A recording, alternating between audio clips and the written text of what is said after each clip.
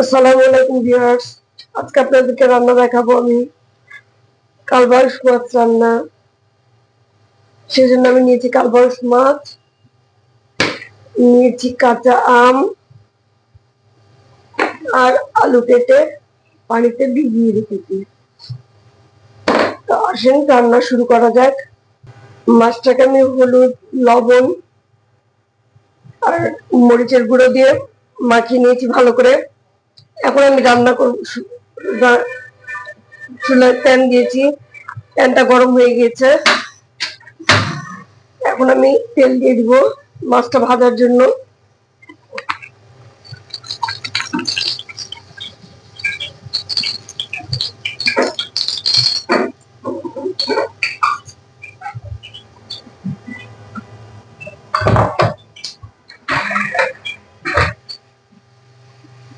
চুলায় একে একে তেলটা গরম হয়ে গেছে, মাছ দিয়ে দিচ্ছে।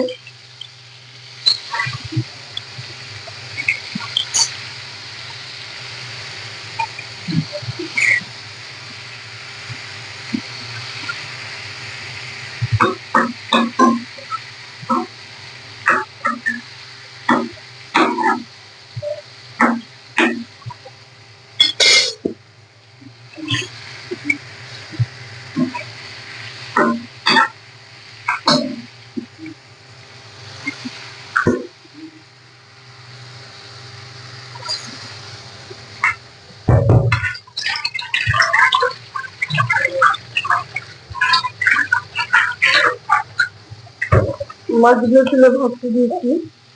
এবার পিট করে মাছটা কড়া করে ভেজে নেবো।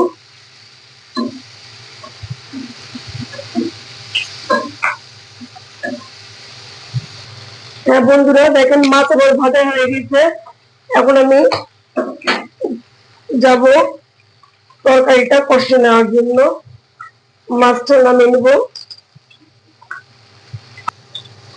হ্যাঁ, চুলায় একটা প্যান বসিয়ে দিয়েছি, এর মধ্যে দিয়ে দিব আমি এখন তেল দিয়ে দিব।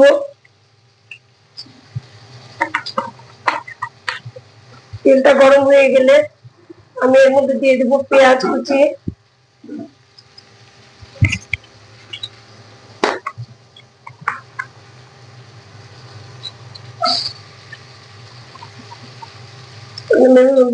পেঁয়াজ কুচি,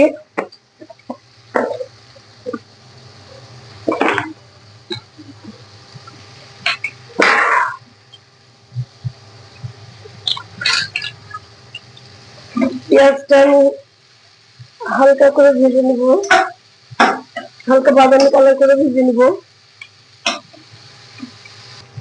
এর মধ্যে দিচ্ছি অল্প সামান্য আস্ত জিরে,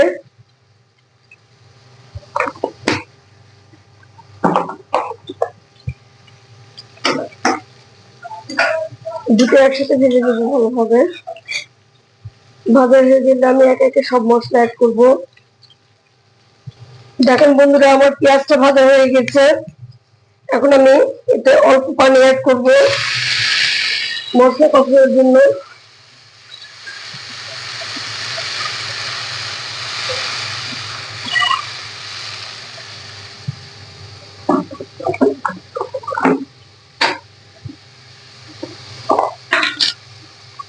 প্রথমে দিয়ে দিচ্ছি আমি আদা রসুন জিরে বাটা 1 চামচ,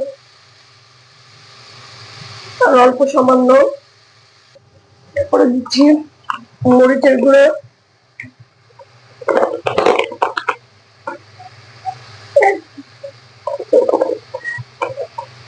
1.5 চামচ। কারণ মাছের তরকারি একটু ঝাল না হলে মজা লাগে না, ঝাল ঝাল মাছের তরকারি।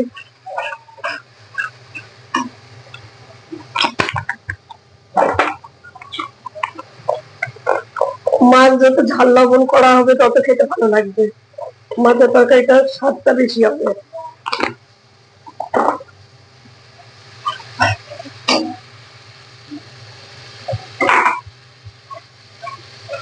মশলাতে একটু পানি দিলাম, কারণ মশলাটা কষাবো ভালো করে যেন মশলার গন্ধটা চলে যায়।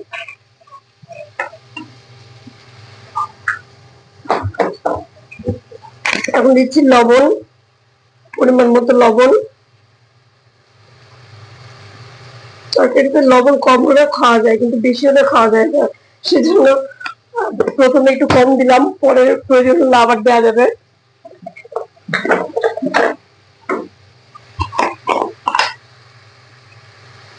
দিয়ে দিচ্ছি 1 চামচ ধনে গুঁড়া।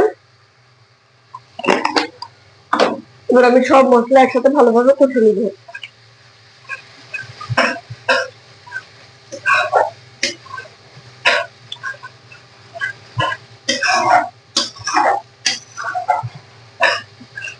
মশলাটা যত ভালো করে কষাবেন তরকারির টেস্টটাও ততটাই বেশি হবে।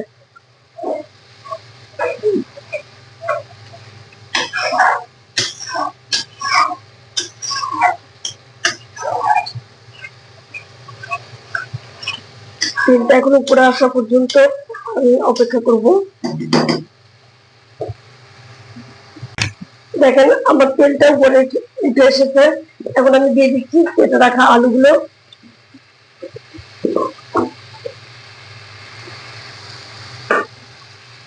আলুটা দিয়ে এখন আমি এটাকে ভালো করে কষে নিব।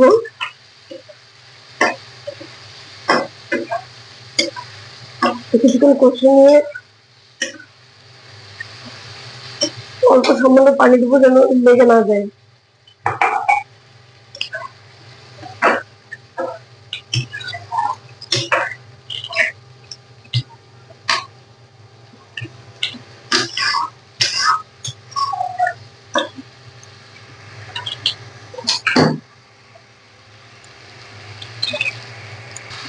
আলুটা আমার কষা হয়ে গেছে। এখন আমি দিয়ে দিচ্ছি পানি আলুটা সিদ্ধ হওয়ার জন্য।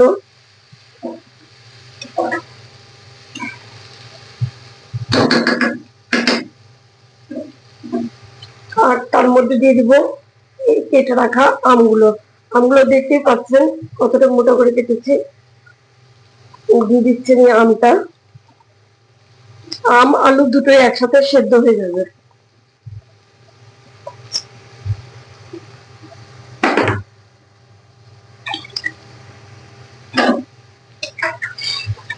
দুটো আমি একসাথে ভালো করে কষে নিব। আর একটু একটু কষা হলে তারপর আমি ঝোল দিয়ে দিব। আমি তরকারি দিয়ে দিচ্ছি, একবার ঝোল দিয়ে দিচ্ছি।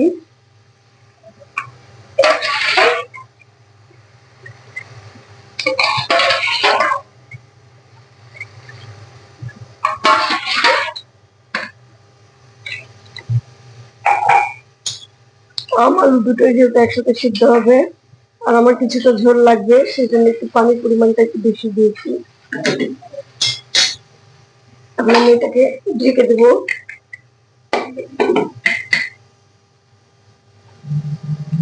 বন্ধুরা দেখেন আমার আম আলু দুটোই সিদ্ধ হয়ে গেছে।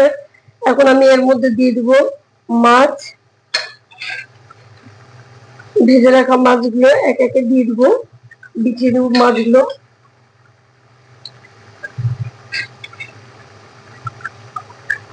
মাছগুলো আমার বিছিয়ে দেওয়া হয়ে গেছে। এখন আমি উল্টে দিচ্ছি একটু।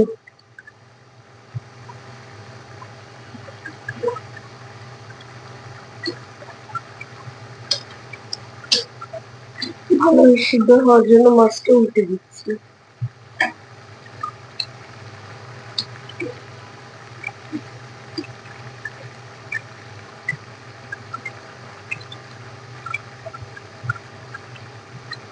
এখন একটু ঝোল কমে আসলে মেয়েতে একটু ভাজা জিরে গুঁড়ো দিয়ে নামিয়ে নেব।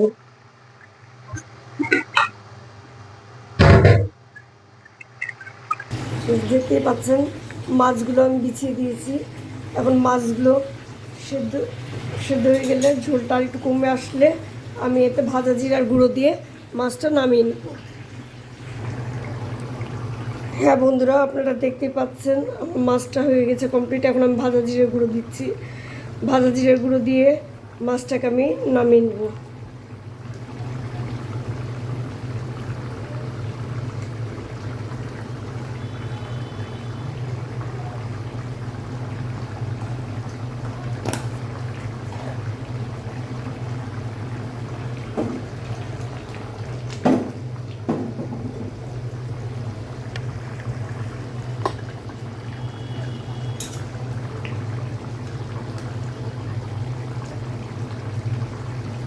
হয়ে গেলে আপনাদেরকে দেখাবো।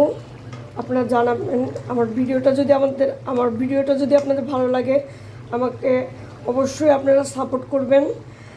আর আপনাদের সাপোর্টে আমাকে নতুন ভিডিও বানাতে সহযোগিতা করবে।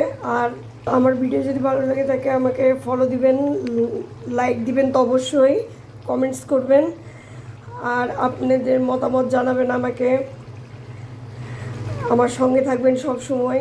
আশা করি আমার ভিডিওগুলো দেখবেন। আপনাদের কাছে প্রত্যাশা রইল। দেখেন আমার তরকারিটা হয়ে গেছে।